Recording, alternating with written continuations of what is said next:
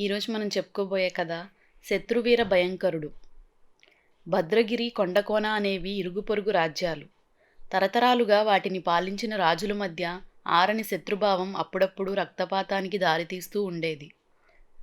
రెండు రాజ్యాల రాజులు ధైర్యవంతులే కాక యుద్ధ వ్యూహంలో ఆరితేరినవారు కావడంతో సైనిక నష్టమే తప్ప ఎవరూ విజయాన్ని సాధించలేకపోయేవారు.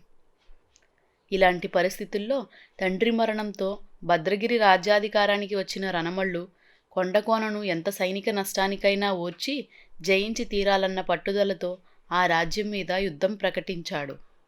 వారం రోజుల్లో రెండు దేశాల సైన్యాలు సరిహద్దుల్లో మోహరించాయి.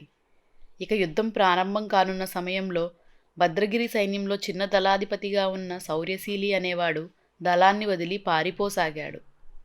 అది గమనించిన మరొక దళపతి అతన్ని తరిమి పట్టుకుని రాజు రణమల్లు దగ్గరకు తీసుకుపోయి జరిగింది వివరించాడు. రణమల్లు శౌర్యశీలికేసి తీవ్రంగా చూస్తూ, ఒరే, నీ ఒడ్డు పొడుగు మెలితిరిగిన మీసం చూస్తుంటే శత్రువీర భయంకరుడిలా ఉన్నావు. అటువంటి నువ్వు పోరు ప్రారంభం కానున్న సమయంలో పిరికి పందలా పారిపోవడం ఏమిటి అని గద్దించి అడిగాడు. దానికి శౌర్యశీలి వినయంగా, మహారాజా, నేను పిరికితనం కొద్దీ పారిపోవడం కాదు, కొండకోన సైనికుల ముఖాలు చూడడం అంటే నాకు చెడ్డ అసహ్యం. అందుకని వెనుతిరిగి పోదలిచాను అన్నాడు. ఇదండి ఆ శత్రువీర భయంకరుడి కథ.